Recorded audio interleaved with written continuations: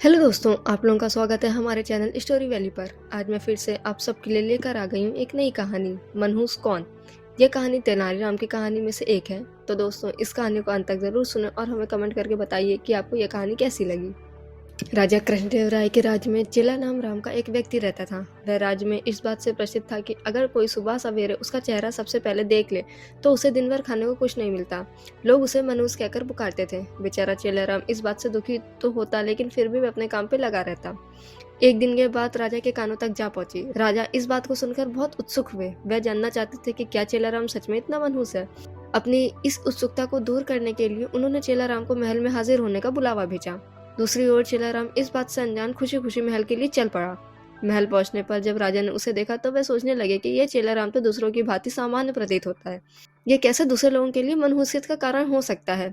इस बात को परखने के लिए उन्होंने आदेश दिया कि चिलाराम को उनके शयन कक्ष के सामने वाले कमरे में ठहराया जाए। आदेशानुसार चिलाराम को राजा के कमरे के सामने वाले कमरे में ठहराया गया। महल के नरम बिस्तर, स्वादिष्ट खानपान, बादशाह ठाट बाट को देखकर चिलाराम बहुत खुश हुआ। उसने भरपेट खाना खाया और रात को जल्दी ही सो गया। अगली सुबह जल्दी ही उसकी आंख खुल गई, लेकिन वह बिस्तर पर ही बैठा रहा। इतने में राजा कृष्णदेव राय उसे देखने के लिए कमरे में आ गए। उन्होंने चिलाराम को देखा और फिर अपने हर रोज के जरूरी काम के लिए चले गए। उस दिन संयोगवश ही राजा को सभा के लिए जल्दी जाना पड़ा, इसलिए उन्होंने सुबह का नाश्ता नहीं किया। सभा की बैठक दिन भर इतनी लंबी चली कि सुबह से शाम हो गई, लेकिन राजा को भोजन करने का समय नहीं मिला। थके हारे भूखे राजा शाम को भोजन के लिए बैठे ही थे कि परोसे हुए खाने में मक्खी पड़ी। देखकर उन्हें बहुत गुस्सा आया और उन्होंने भोजन न करने का निर्णय किया। भूख व थकान से राजा को बुरा हाल तो था ही। ऐसे में गुस्से में आकर उन्होंने इस बात का दोषी चिलाराम को ठहराया। उन्होंने स्वीकार कर लिया कि वह एक मनहूस व्यक्ति है तथा जो भी कोई सुबह सुबह उसका चेहरा देख ले तो उसे दिन भर अन्न का एक निवाला भी नसीब नहीं होता।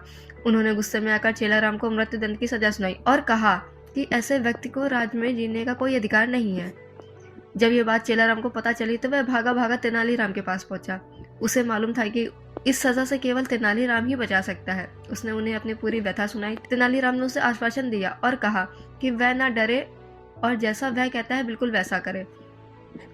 अगले दिन फांसी के समय चिलाराम को लाया गया। उससे पूछा गया कि क्या उसकी कोई आखिरी इच्छा है। जवाब में चिलाराम ने कहा हाँ, वह राजा समेत पूरी प्रजा के सामने कुछ कहने की अनुमति चाहता है। इतना सुनते ही सभा का ऐलान किया गया। जब चिलाराम सभा में पहुंचा तो राजा ने उससे पूछा, बोलो चिलाराम, तुम क्या कहने की अनुमति चाहते हो। चिलाराम बोला, महाराज, मैं केवल यह कहना चाहता हूँ कि अगर मैं इतना मनहूस हूँ कि जो कोई मुझे सुबह देख ले उसे दिन भर भोजन नसीब नहीं होता, तो आप भी मेरी तरह एक मनहूस हैं। यह सुनकर सभी उपस्थित लोग भौचक्के रह गए और राजा की ओर देखने लगे। राजा ने भी क्रोधित स्वर में कहा, तुम्हारी यह मजाल, तुम ऐसी बात कैसे और किस आधार पर कह सकते हो। चिलाराम ने जवाब दिया, महाराज, उस दिन सुबह सुबह सबसे पहले मैंने भी आपका ही चेहरा देखा था और मुझे मृत्युदंड की सजा सुनाई गई। इसका अर्थ तो यह हुआ कि आप भी मनहूस हैं। जो कोई सुबह सबसे पहले आपका चेहरा देख ले उसे मृत्युदंड मिलना तय है। चिलाराम की यह बात सुनकर महाराज का गुस्सा शांत हुआ और उन्हें यह एहसास हुआ कि चिलाराम निर्दोष है। उन्होंने शीघ्र ही उसे रिहा करने का आदेश दिया और उससे माफी मांगी। उन्होंने चिलाराम से पूछा कि उसे ऐसा कहने के लिए किसने कहा था। चिलाराम ने जवाब दिया, तेनालीराम के अलावा कोई और मुझे इस मृत्युदंड से नहीं बचा सकता था, इसलिए मैंने उनके सम्मत जाकर अपने प्राणों की गुहार लगाई थी। यह सुनकर महाराज अत्यंत प्रसन्न हुए और उन्होंने तेनालीराम को खूब प्रशंसा की।